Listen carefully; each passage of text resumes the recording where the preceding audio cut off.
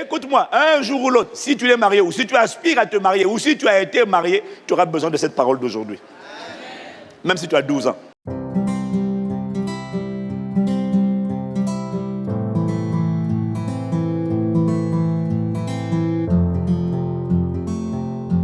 Bonjour et bienvenue sur Astuces Pratiques, la chaîne en fait qui traite des questions vraiment importantes pour la vie chrétienne en général et qui vous partage des astuces pratico-pratiques pour avoir une vie chrétienne stable et épanouie.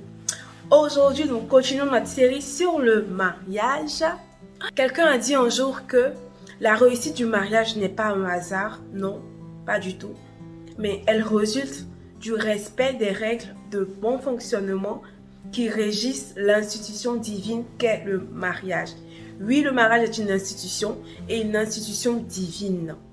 La Bible dit dans Hébreux 13, verset 4, que le mariage soit honoré de tous, c'est-à-dire l'institution divine respectée de tous. Bon nombre de mariages sont en difficulté, simplement parce que par un manque de connaissances en général et surtout parce que le fait que le mariage soit une institution divine est mis de côté. On rentre dans le mariage, on se dit on va faire tout ce qui est humainement possible pour que ça marche.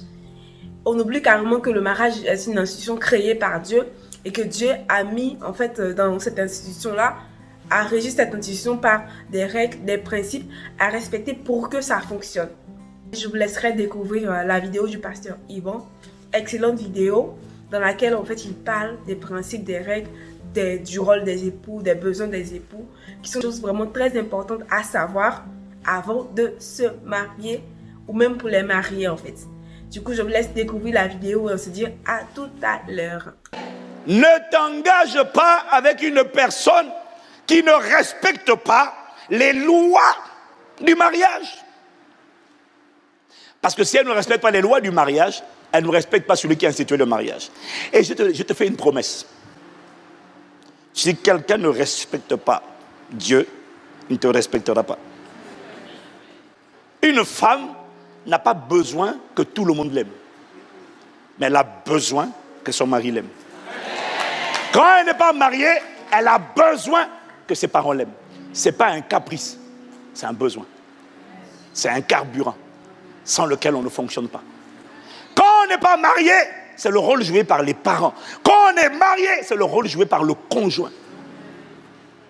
Est-ce que quelqu'un me suit? Elle n'a pas besoin que le monde entier l'aime, mais elle a besoin de sentir que son mari l'aime. Elle n'a pas besoin que le monde entier la protège, mais elle a besoin de sentir que quand on essaie de lui jeter des pierres, son mari sert de bouclier pour dire « touche pas à ma femme ».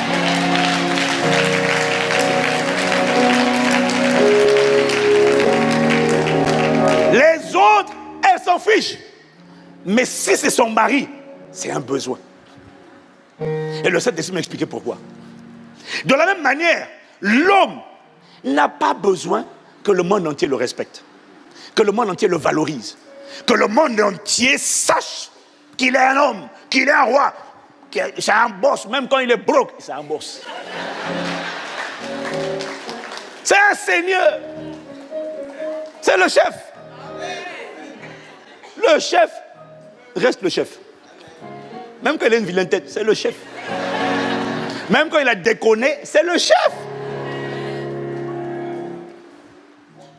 Un homme n'a pas besoin que tout le monde le respecte. Mais quand c'est sa femme, c'est un besoin. Ce n'est pas un caprice, c'est un besoin, c'est un carburant. Sans ça, ils ne se sont pas forts. Est-ce que quelqu'un me suit?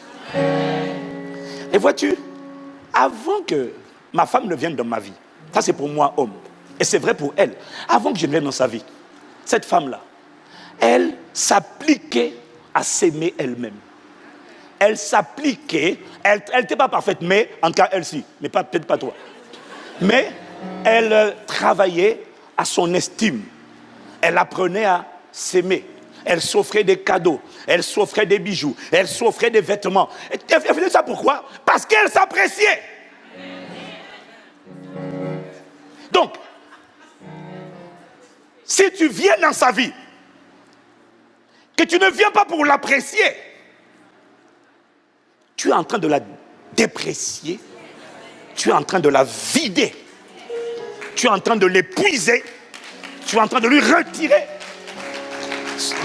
la force qu'elle avait.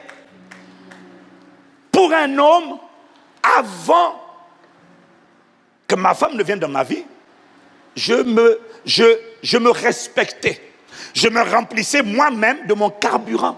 Parce que le monde de l'homme, c'est le monde de l'ego. C'est le monde de l'affirmation de soi. C'est le monde du respect. C'est le monde de la performance.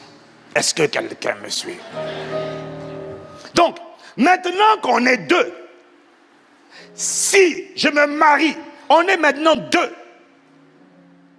et que toi, madame, tu viennes me crier dessus, tu viennes porter le pantalon, tu viennes me parler comme on parle à un enfant, ce que tu es en train de faire, parce que moi, tout seul, j'étais bien. Si tu viens dans ma vie pour essayer de me rabaisser, de me diminuer, en fait, tu es en train de me vider, de me fatiguer. Et je vais te dire, ce n'est pas vrai pour tout le monde, mais c'est vrai pour le conjoint. Une fois qu'il y a eu alliance, rapport sexuel, cette personne-là, il s'est passé quelque chose. En fait, qu'est-ce que j'essaie de te dire? La femme n'a pas besoin que tout le monde l'aime. L'homme n'a pas besoin que tout le monde le respecte. Mais il a besoin, quand c'est le conjoint. Il m'a expliqué. Est-ce que tu veux que je te dise pourquoi? Demande-moi pourquoi. Il m'a dit parce que, dans le cas du conjoint, maintenant que nous sommes devenus une seule chair, et en réalité, tu es devenu une seule chair, pas en allant à l'église pour te marier, mais par le rapport sexuel.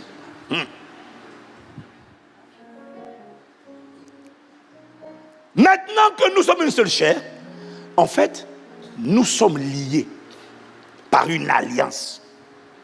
L'alliance fait quoi? L'alliance fait en sorte que je suis à toi, tu es à moi, nous sommes interdépendants. Donc si tu ne fais pas ta part, mon frère, tu es en train,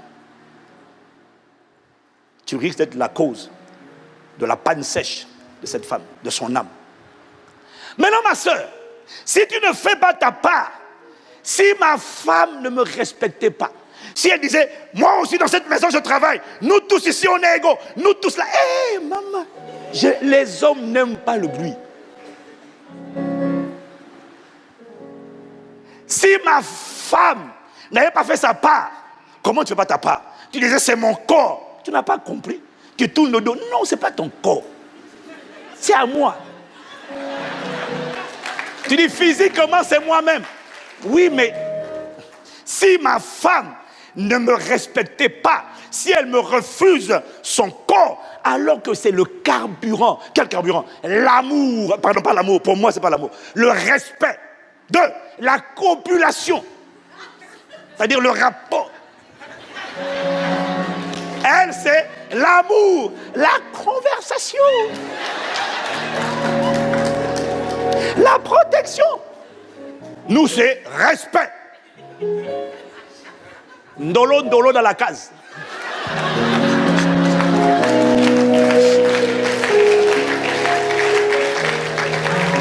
Tu étais trop jeune, c'est tant mieux.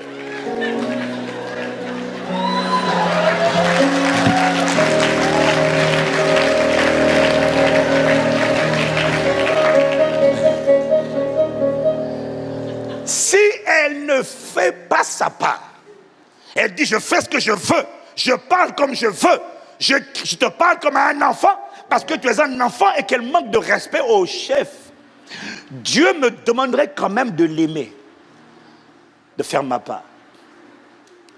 Mais en faisant ma part, c'est comme si on me demande à une voiture de rouler sans carburant. Or le carburant, c'est ce qui rend fort la voiture, qui lui donne la vitalité, le tonus. Et la conséquence, c'est que la voiture va poussière, pas poussière, un peu de fumée, et puis le moteur finit par se casser. C'est ainsi qu'il y a des gens, dans l'âme, fonctionnaient bien avant le mariage, mais elle est tombée en panne après le mariage. Tu sais pourquoi? Parce qu'un des conjoints a fait sa part, mais il n'a pas reçu le carburant, parce que c'est le carburant qui te donne du tonus. Si tu me suis, dis je te suis. Il n'a pas reçu le carburant qui la rendait forte. Le conjoint n'a pas reçu le carburant qui donnait de la vigueur à son âme. Et quand tu n'as pas le carburant qu'il te fallait, qu'est-ce qui se passe? Ta chair va en profiter pour agresser ton âme. Parce que ton âme, quand elle n'a pas été comblée, ma soeur, par l'amour, comblée par l'écoute, mon frère, quand ton âme n'a pas été comblée par le respect, comblée par l'intimité, ce qui se passe quand il n'y a pas quand on n'est pas comblé, il y a un stress dans l'âme, il y a une pression dans l'âme. Et lorsque l'âme n'est pas comblée, lorsqu'elle n'a pas reçu ce qu'elle devait recevoir, alors il y a une frustration, il y a une aigreur, il y a une tension, il y a une offense qui naît à l'intérieur du cœur de l'homme.